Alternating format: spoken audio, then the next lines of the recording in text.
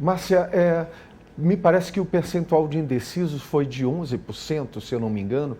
O que você acha que vai pesar na hora desses indecisos decidirem por um dos candidatos? Do que a gente tem visto sempre, assim, de maneira geral, que é importante e que as pessoas levam muito em conta na hora da tomada de decisão é o debate de ideias. São as proposições que os candidatos fazem. Então, por exemplo, o debate sempre é um elemento importante para o eleitor se posicionar, o indeciso ou indeciso principalmente, e os que já têm uma preferência que avaliam, né, como é que foi o debate, como é que estão as ideias e tal. Então, assim, e também acho que, por exemplo, os três candidatos, né, que estão aí no embate triplo, né, uma outra pesquisa lá na frente, com conhecimento do candidato que o prefeito estará apoiando, também pode ser um fator de mudança significativa no quadro.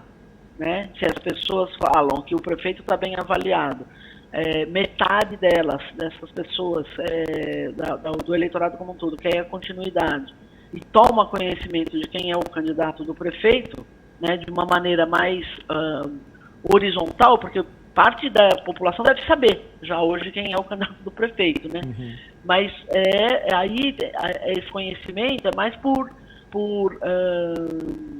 informação, né? Mas não uma informação que chegue em todos os níveis da sociedade, né? Em todas as camadas da sociedade, né? Provavelmente esse conhecimento é maior em alguns segmentos dos eleitores, né?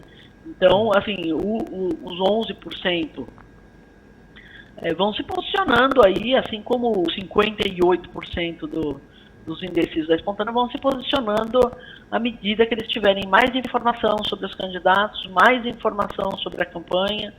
O debate, especificamente, é importante para os eleitores conhecerem as ideias e as propostas, né? Os eleitores estão cada vez mais buscando propostas factíveis, né? Eles não estão querendo propostas por propostas, né? Eles querem propostas que possam ser executadas e que tenham, sim, consigam perceber, né? Consigam perceber que aquelas propostas podem trazer soluções para os problemas da cidade como um todo. Eu queria pegar o outro ponto, que é aliás, é o mesmo ponto, mas a questão das promessas.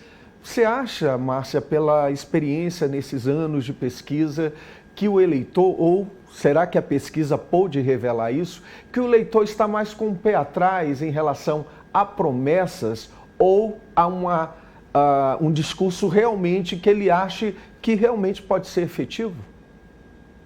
Sim, o eleitor, ele tá, o processo de voto, né, é um processo de aprendizado do eleitor, né? Ele vota com uma expectativa, daí avalia o que acontece com aquele voto, com aquele candidato que foi eleito e vai se posicionando. E o que a gente vê desde a redemocratização é que o eleitor está querendo acertar, né? Querendo acertar no seu voto. Então ele está mais cauteloso, sim. Por isso que eu disse agora há pouco, né, sobre promessas factíveis, né? Não adianta vir com promessa que o eleitor não consegue ver como é que vai ser viabilizada, de que forma, com que dinheiro, de que jeito, né? O eleitor está querendo solução real para os problemas da cidade, né? Então, ele está mais criterioso, sim, nessa avaliação das análises, das promessas que são feitas durante a campanha, né? Então, ele quer que os candidatos tenham o desejo é uma discussão propositiva em prol da população, né? Então, não é discurso para ganhar a eleição. Ele fica atento a ver se aquela proposta, aquela ideia vai trazer, sim, uma contribuição. Então, eu acho que o eleitor está cada vez mais crítico, né? Vamos dizer assim. Parece que ele está mais atento àquelas visitas, né?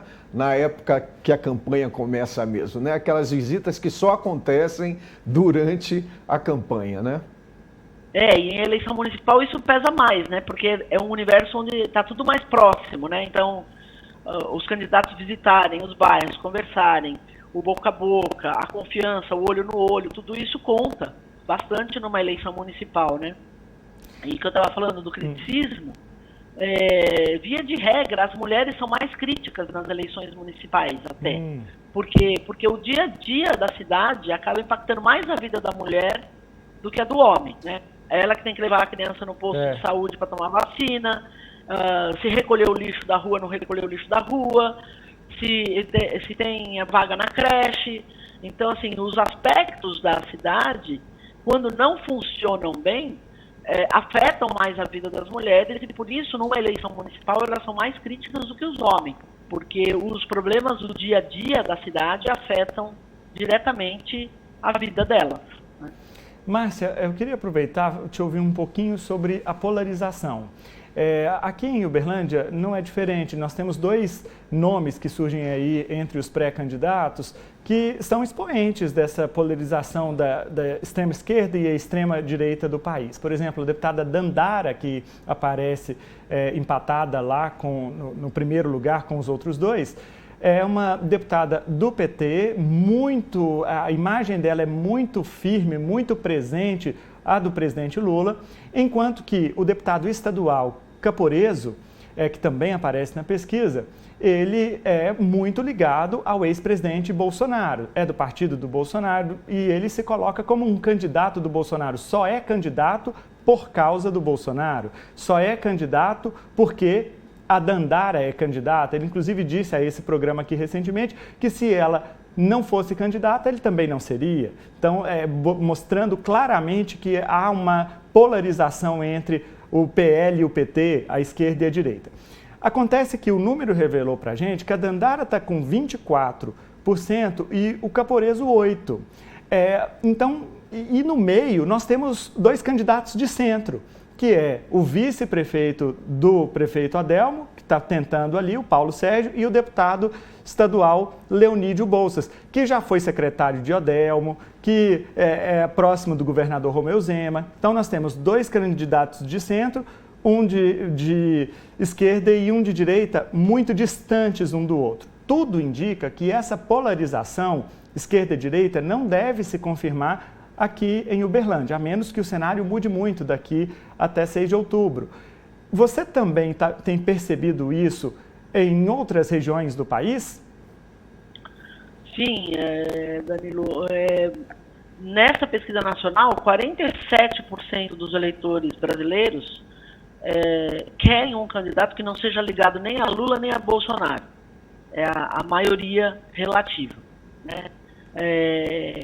O que a gente percebe é que essa polarização ela pode acontecer entre direita e esquerda, candidato de Lula, candidato de Bolsonaro, em grandes centros, em algumas capitais, não todas, mas em algumas capitais, mas de maneira geral, nos municípios do país, que não os grandes centros como as capitais, sei lá, São Paulo, por exemplo, Rio de Janeiro talvez não, mas os grandes centros mesmo, não deve acontecer essa polarização, não.